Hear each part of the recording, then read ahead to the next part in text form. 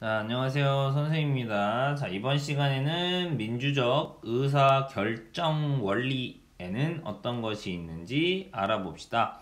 그러니까 민주적으로 의사 결정, 이거를 문제가 있었을 때 어떻게 결정하는지 요거에 대해서 한번 생각해 보자 라는 거죠. 마찬가지로 우리가 배운 것들을 한번 생각해 보면 민주주의의 기본 정신 한번 떠올려 볼까요? 기본 정신 세 가지 뭐가 있었어요? 기억나요? 첫 번째는 뭐다? 인간의 존엄성. 선생님도 지금 앞에 안 보고 외워보고 있어요. 두 번째로는 바로 자유. 그치? 세 번째로는 모든 인간은 평등하다. 그치? 요 세 가지의 민주주의 기본 정신이 있었어요. 두 번째로 우리가 배웠던 게 민주주의를 실천하는 바람직한 태도, 그러니까 민주적인 태도에 대해서 공부했죠. 민주적인 태도 첫 번째로는 뭐가 중요하다고 했더라? 대화와 뭐가 중요해? 토론이 중요하다고 했지? 그치? 요거를 바탕으로 세 가지였나? 세 가지 생각해보면 첫 번째로는 서로의 다름을 이해하고 다른 의견도 존중하는 바로 무슨 정신? 관용의 정신. 그치? 두 번째로는 무슨 태도? 그치? 비판적인 태도. 그치? 중요하다고 했고요. 세 번째로는 이야기를 하면서 서로 양보하고 서로 타협하는 태도 중요하다. 이렇게 세 가지가 있었네요. 그 다음 이렇게 결정이 되면 어떻게 하는 거야? 내가 바로 잘 실천하고 참여하고 따르는 그런 태도가 중요하다. 이렇게 배웠네요. 자, 그럼 이번 시간에는 민주적으로 어떻게 의사 결정을 하는지 이런 것들에 대해서 한번 볼게요. 왜 이 민주적 의사결정이 필요한지에 대해서 한번 생각해 보면서 아래 예를 봅시다. 소영이는 등굣길에 지역 주민들이 시위하는 모습을 보고 그치? 선생님께 무슨 일이 있는지 여쭈어 보았다. 민주주의 사회이기 때문에 주민들이 시위를 할 수 있어요. 맞아요. 당연히 개인이 자유를 가지고 표현을 할 수 있는 것이죠. 그 다음 이 사람들이 뭔가 비판적인 태도를 가지고 본인들이 하고 싶은 이야기가 있는 것이죠. 맞아요. 선생님께서는 시청에서 바로 지역 주민들의 동의가 없이 그치? 우리 지역에 쓰레기 매립장을 건설하려고 해서 주민들이 반대하고 있다. 그치? 쓰레기 매립장이 들어오면 아무래도 냄새도 많이 날 수 있고요. 그쵸? 그 다음에 또 뭐가 문제가 될 수 있어요? 쓰레기를 나르러 오는 그런 큰 차 이런 것들이 왔다 갔다 하니까 사람들이 초등학생이나 길을 건너거나 이럴 때 위험할 수도 있는 것이고요. 그쵸? 무엇보다 이제 제일 냄새가 나고 이런 게 제일 싫겠죠? 근데 여기서 이제 제일 문제점은 바로 뭔 것 같아요? 주민들의 동의가 없었다는 이야기죠. 그러니까 바로 시위를 할 수 있는 것이죠. 맞아요. 문제가 있다 보면. 자, 그래서 이렇게 쓰레기 매립장 설립 반대라고 해서 사람들이 모여서 시위하고 있다. 지역 주민들의 동의 없이 쓰레기 매립장이 건설된다면, 그치, 동의 없이 만들어지면 어떤 문제가 생길까요? 라는 거죠. 동의가 없이 만들어지면 결국 어떤 문제가 생겨버릴 것 같아요? 사람들이 피해를 볼 수밖에 없겠죠. 여기 살고 있는 주민들이 결국 피해를 고스란히 입게 됩니다. 그쵸? 그렇기 때문에 이런 걸 만들 때는 주민들의 동의가 꼭 필요하겠죠. 이런 과정들 한번 보도록 하겠습니다. 자, 그래서 소용인의 지역에서는 쓰레기 매립장 건설 문제를 해결하려고 주민회의가 열렸다. 그치? 그래서 주민회의를 열었다는 거죠. 주민회의를 여는 거 바로 뭘 하기 위해서요? 서로 대화와 토론을 하기 위한 자리죠. 맞아요. 민주적인 의사결정을 하기 위해서 민주주의 정신에 따라서요. 주민회의에는 주민대표와 시장, 그 다음에 시청 공무원, 시의회 의원이 참석해 이 문제를 어떻게 해결하면 좋을지를 논의했다라는 것이죠. 그러니까 각종 대표인 사람들이 모이고 주민들도 모이고 해가지고 논의하고 있네요. 자, 이 과정을 한번 보도록 하겠습니다. 자, 시청 공무원, 우리 지역의 쓰레기 매립장 건설과 관련된 여러분의 의견을 말씀해 주십시오. 자, 지역 주민, 저는 반대합니다. 쓰레기 매립장이 건설되면 냄새가 심하게 나고 환경이 오염되기 때문입니다. 자, 국어 시간은 아니지만 반대합니다. 바로 이게 뭐예요? 주장이죠. 이렇게 주장. 그 다음에 뭘 들고 있어요? 근거. 이렇게. 주장을 먼저 말해주고 반드시 근거를 잘 들어줘야 되겠죠. 쓰레기 매립장이 건설되면 그치 여기서 냄새가 심하게 나고 환경이 오염된다. 이렇게 근거를 들어서 말해주면 좋을 것 같아요. 여러분도 이렇게 또박또박 알겠죠? 저도 쓰레기 매립장의 필요성은 알고 있지만 우리 지역의 이미지가 나빠질 것이 우려됩니다. 그쵸? 아무래도 쓰레기 매립장이 있다는 동네는 인식이 안 좋고 그쵸? 그럴 수 있잖아요. 그치? 이거는 충분히 주민들이 할 수 있는 이야기라고 생각해요. 자, 그래서 시장이 이제 이런 이야기를 하죠. 쓰레기를 깨끗하게 처리할 수 있는 첨단 시설을 갖추겠습니다. 그런 걸 통해서 냄새나 오염을 막겠습니다. 라는 것이죠. 즉 바로 누구의 의견에 대해 아까 이 지역 주민 첫 번째 분께서 말씀하신 것에 대해서 시장님이 설명을 하고 있는 것이죠. 그렇습니다. 그래서 이제 대화를 서로 하고 있어요. 또 그 다음 시의원, 제가 설문조사를 한 결과 우리 지역에 부족한 시설이 많았습니다. 쓰레기 매립장을 만드는 것과 함께 우리 주민들에게 필요한 것을 만들자.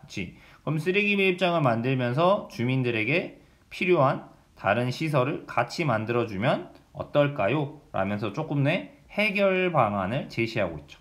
그쵸? 지역 주민 3. 저도 그 의견에 동의합니다. 우리 지역에는 사람들이 편히 쉴 수 있는 공원이 없습니다. 그렇다면 쓰레기 매립장과 함께 지역 주민들이 편히 쉴 수 있는 공원을 만들어 드리겠습니다. 라고 이야기하고 있죠. 이렇게 되면서 여기서 바로 뭐가 되고 있어요? 서로가 조금 양보하면서 동시에 타협을 하고 있죠. 맞아요? 그렇게 해서 바로 해결책을 찾아가고 있다. 이게 바로 민주주의를 실천하는 태도 관련된 것이겠죠. 이제 어느 정도 타협점을 찾은 것 같습니다. 쓰레기 매립장 건설과 함께 공원을 만드는 것에 동의하십니까? 네, 동의합니다. 소용인의 주민회의에서 대표자들은 그치 중요한 거 대화와 토론을 거쳐서 양보와 타협으로 문제를 해결했다. 이게 바로 문제를 해결하는데 가장 좋은 것이다. 대화와 토론을 거쳐서 양보와 타협으로 문제를 해결하자. 이렇게 하면 가장 좋다는 거예요. 자, 하지만 세상 일이 과연 이렇게 해결될까요? 여러분 동네에 쓰레기 매립장 생긴다고 하면 아무리 공원을 지어준다고 하지만 글쎄요. 그쵸? 이렇게 쉽게 해결되지는 않을 거라고 생각해요. 자, 하지만 소명인의 지역의 사례와 같이 언제나 대화와 토론을 거쳐 양보와 타협에 이르는 것은 아니라는 거죠. 모든 문제가 대화와 토론을 하고 양보와 타협 안 될 때도 있다는 것이에요. 무슨 말인지 알겠죠? 그래서 양보와 타협이 어려워지면 영원히 계속 고민할 수는 없으니까 사람들은 결국 무슨 원칙으로 문제를 해결하기도 한다? 다수결의 원칙으로 문제를 해결하게 된다는 것이죠. 무슨 말인지 알겠죠? 다수결의 원칙에 대해서 한번 생각해 봐야 될 것 같아요. 자, 여러분이 다수결의 원칙이 뭔지 한번 옆에다가 적어 볼게요. 자, 다수결의 원칙.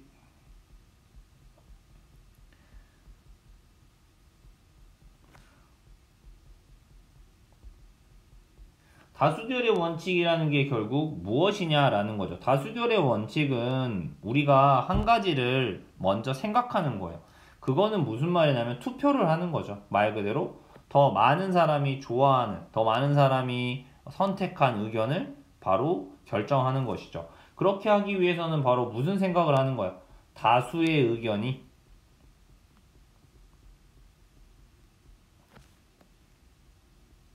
즉 소수의 의견보다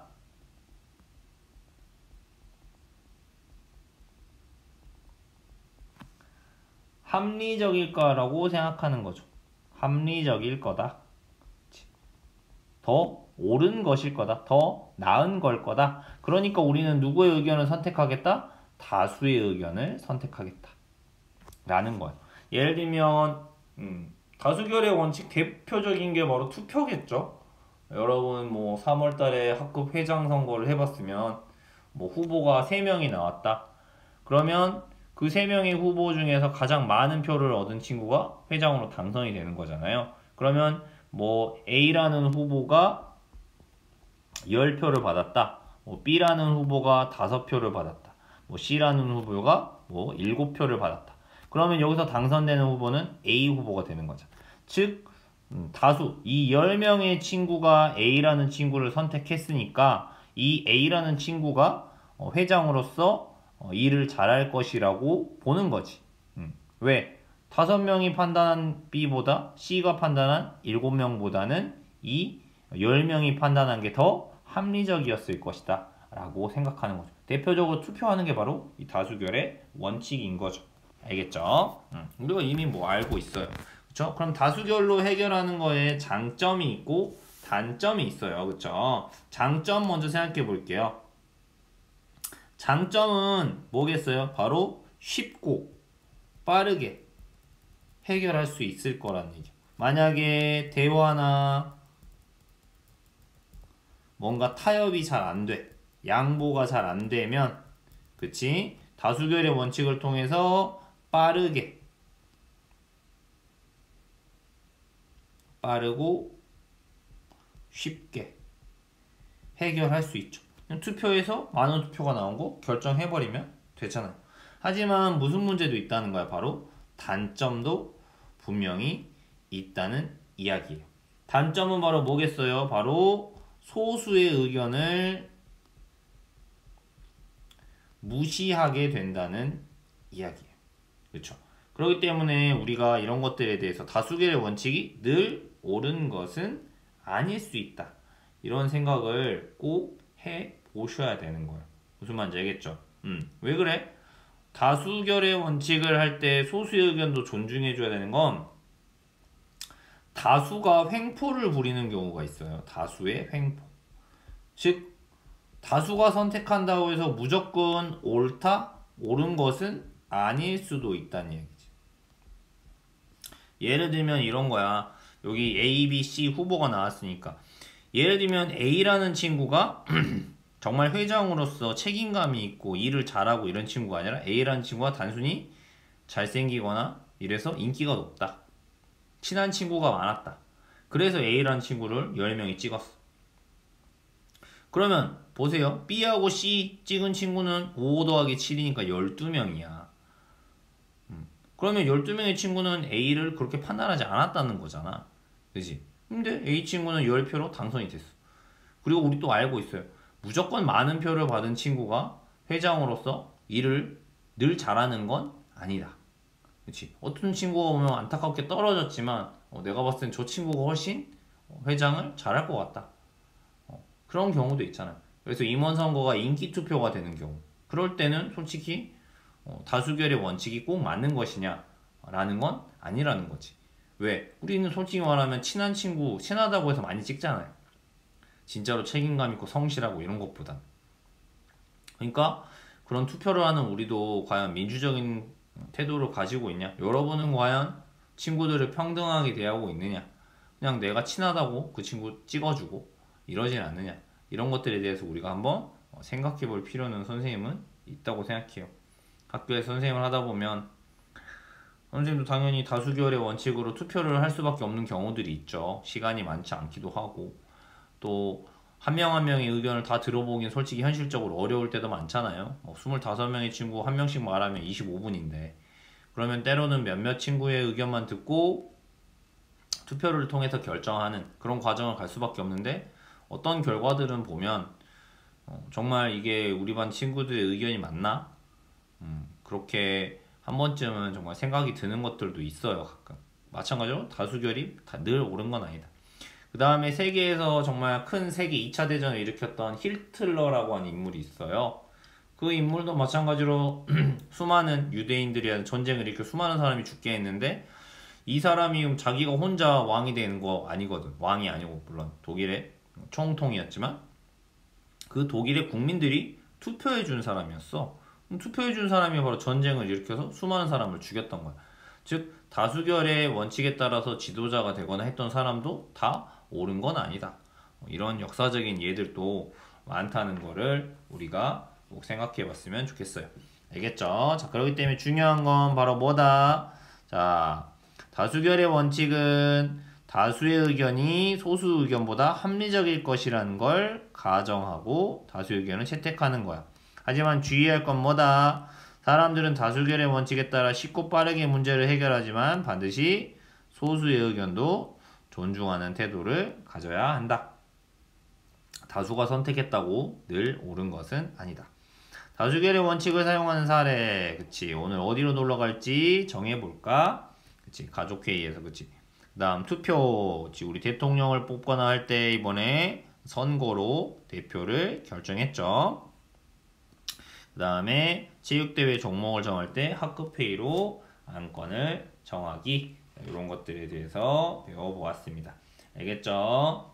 이번 시간에 다수결에 대해서 민주적 의사결정의 원리 배워보았고요. 그쵸? 대화와 타협, 그 다음에 양보와 대화와 토론을 거쳐 양보와 타협을 이루는 것, 그것이 원칙이나 이것이 잘 안 될 때는 다수결의 원칙을 사용한다 라는 거 배웠습니다. 알겠죠? 오늘은 여기까지만 공부하면 될 것 같습니다. 오늘의 암호는요,